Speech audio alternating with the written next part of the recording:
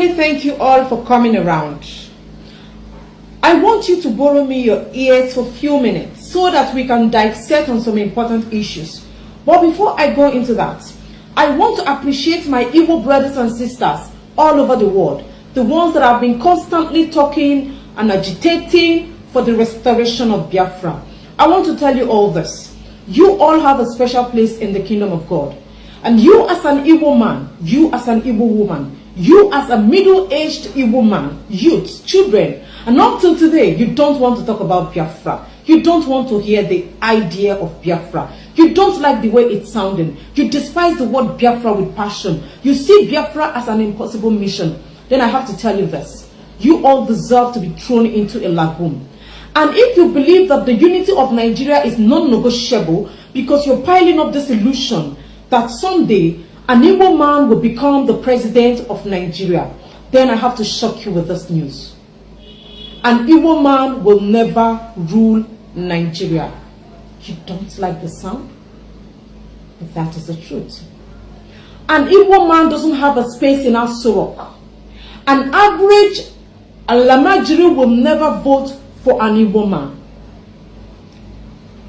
Let me respond to one Alamajiri that said something in that lopsided TV station channels. The man said that Igbo people are not ready for presidency. Mr. Alamajiri, an average Igbo man that has sense, an average Igbo man that sucked his mother's breast for more than 9 months will never think of Nigeria, not to talk of Nigerian presidency. We are not interested in that.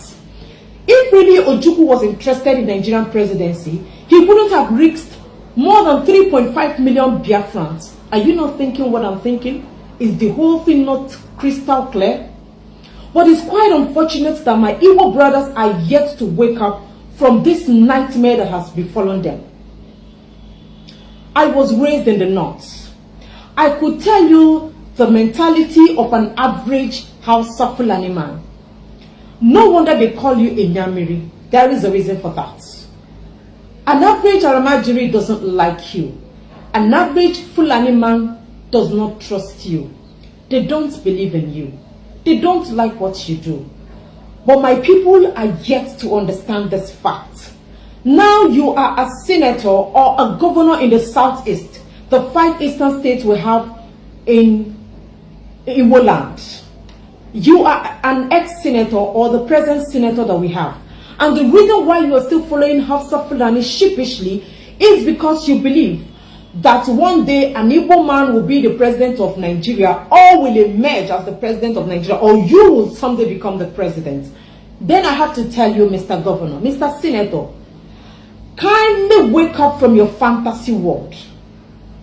It is an impossible mission you are about to embark on. And now someone will never give you presidency. You all are yet to believe that you are still slaves and they are your slave masters. You don't understand it? You don't like the way it sounded? Igbo people will never rule. And if it is my vote that will make an Igbo man to emerge as the president of Nigeria, then Igbo people should prepare for failure come 2023, because they will fail and they will fail woefully. No wonder the Yorubas are seeing us as their enemy. An average Yoruba man sees an Igbo man as a threat, as an enemy. But then I watched in that same lopsided TV station channels where the secretary of Miyetti Allah openly on the national television insulted Yorubas, called you all names, called you primitive politicians that knows nothing. And I was expecting Yorubas to respond to this man, yet up to today I haven't gotten a good and substantial response from them. But if it were to be an Igbo man that came on the national television to insult you in that level, by now heaven could have been let loose. You all could have been barking like dogs that you all are. You think Igbo man is your enemy. You think we are threats to you. What has happened ever since that Hausa man came to the television to insult you all? And when we speak, he would tell all of us to vacate. If it was an Igbo man that came to make such statements, by now you could have been threatening Igbos that are living in Yoruba lands. You think Hausa man is your friend. You think how someone is going to sit down and take you in as a brother, then you must be daydreaming. Yorubas are still cowards. I keep saying it over time. You all are still cowards. Let me talk about Senator Enyinaya Abaribe. Enyinaya Abaribe is the only responsible and the reasonable senator that is in that animal republic called Nigeria from the southeast. And somebody was asking me, is Senator Enyinaya Abaribe the only senator from the southeast? My brother, I have to answer you. He is the only responsible and the only living senator that is from the southeast. The other ones are as good as dead. They are sitting down whiling away time. But I don't want to talk about them because they are not the reason why I am here. So my Igbo brothers and sisters, the best you can do for him is to pray for him, because he is representing an average Igbo man that has sense in that watermelon republic called Nigeria. Now this is for calm. Christian Association of Nigeria, they've been killing your members. They've killed a lot of Christians. They've butchered a lot of reverend fathers, killed a lot of priests. And the best you could do is to declare 3 days fasting and prayer. What are you fasting and what are you praying about? Haven't you all fasted and prayed enough? I am not disputing the fact that fasting and prayer doesn't work. But then again, you all have fasted and you've prayed. Isn't it time for you to start taking action? I thought they said the kingdom of God suffered violence, and the violent take it by force. Give to Caesar what belongs to Caesar, and to God what belongs to God. You fasted. You have prayed. Time to take action. The children of Israel went to war. They won many wars. No wonder they were called the children of God. And you all are still praying. Can't you tell your members to start picking up weapons, to start taking up arms? Tell them to defend themselves. You don't sit back at home and you watch your enemy about to slit your throat and you say you are praying, you are a Christian, you don't want to kill. I will not say that somebody wants to cut off my throat and I won't defend myself. I will first of all take the knife and stab the person before he would get to me. Tell them to go to their farms with their cutlasses. Tell them to sleep with their knives. It is no longer a joke. You all will have to start sleeping with knives. Tell them to take their guns and kill their enemies before the enemy gets to them. Can I tell you why God has refused to answer your prayers for long? Reverend fathers, general superintendents, all the pastors listening to me, do you know why you have been praying for more than 30 years of your life, yet God is not ready to answer your prayer? Because God did not create Nigeria. Ever since I started going to church, even as a teenager, I've been to so many churches. It has always been pray for Nigeria, pray for our leaders. Are you telling me that God doesn't answer prayers? Is God deaf and dumb? It is very, very clear to us now that God did not create Nigeria. The more you keep praying for Nigeria, the more the problem is escalating, the more the problem is getting worse by the day.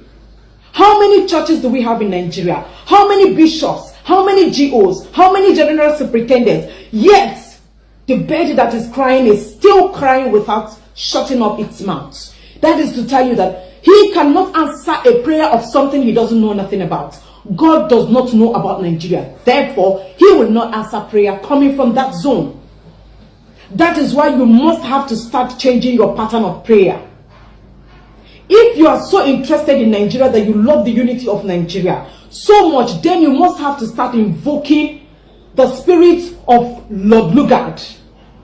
You must start invoking the spirit of Flora Shaw, because they are the one that arranged all this that is happening now. So you have to start invoking them. He cannot answer you because he doesn't know about Nigeria. Start to re-strategize on your prayer. Tell your GOs and your bishops to start praying for the Republic of Oduduwa, the Republic of Biafra. Check what will happen in the next 30 days. I am giving all of you assignments. Tell your bishops to change the level of their prayer, their formats, to change the format of their prayers. Before I go, I want to sympathize with my brother, Mazi Nnamdi Kanu, for the loss of his parents, the only one and only true leader of Igbo land, with the undiluted truth. I want to seriously sympathize with you, my brother. I just hope and pray your parents find a special place in the kingdom of God. If you've not started agitating for Biafra, if you've not started talking about the Biafra, then the only opportunity you have today is today. The only opportunity you have is now. You could sleep without waking up because your enemies are watching. So you must talk about Biafra. You must tell people about Biafra. You must sensitize them about Biafra. The only option you have is today. The only time you have.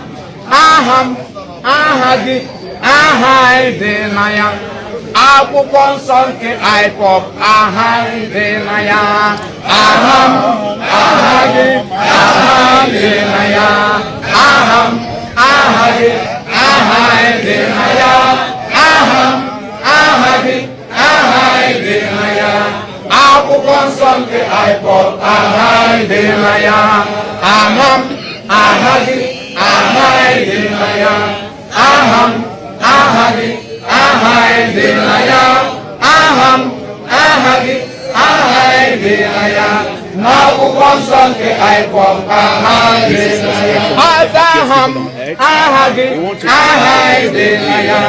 Aha gị television, that you can do an expression of indigenous people. This is to confirm that every Igbo beyond all Biafrans we need to make sure that the land is restored in total. There's no doubt about that. And there is no shame we do it in a gospel. IPOB!